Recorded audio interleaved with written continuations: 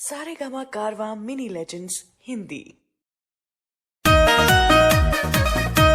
Hello hello hello okay हमर सोना हाँ हमार भतार हमरा ससुराल में बड़ी गजन करता। अरे तो तेनू बियाह कर खातिर बेचैन रहले ह का बताई तहरा संगे रहल सब बात जान गइल बा।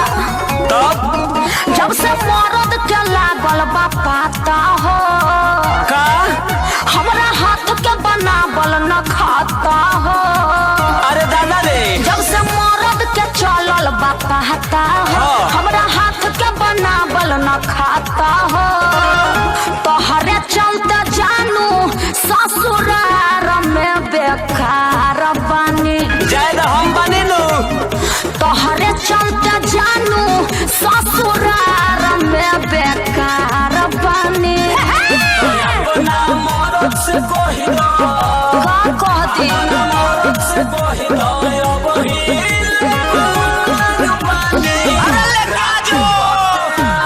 तू तो हम जानत बानी।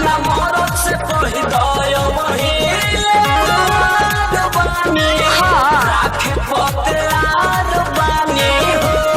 अच्छा ठीक बा। आउ तोरा के फैन पोसता नहीं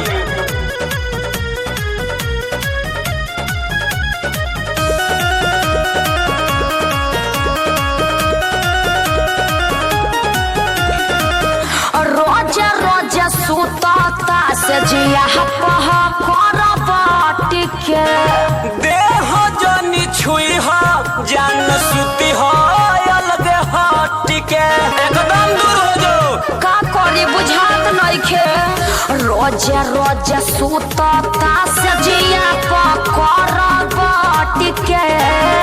देह जनी छुई हो जान सुती हो अलग हट के कहेला कि नहीं हर के भइल झूठा कठार बानी। जायद हम इनु पहले बने कहेला कि नहीं हर के भइल झूठा कठार बानी। अपन मरद से कहि दो अपन मरद से कहि दो यो बहिल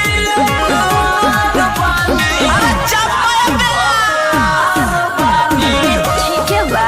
अपन मरद से कहि दो यो बहिल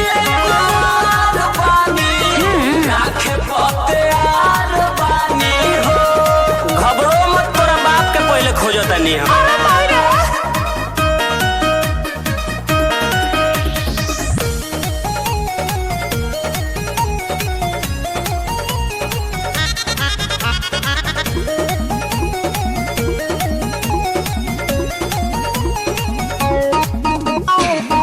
सकती सोना हमारा ताहार भेद गइल खोली हो। कैसे ओ बीबी सुन पूरी तोहर करनी कैसे भूली हम नहीं भूल सकब सकती सोना हमार ताहार भेद गइल खोली हो। रो बीबी सुन पूरी तोहर करनी कैसे भूली नई हरन ससुरा फसल बेचे मजा धार बानी। अरे बड़ा दुख बा नई हरन ससुरा फसल बेचे मजा धार बानी। अपना मरद से कहि दो अपना मरद से कहि दो यो बहिल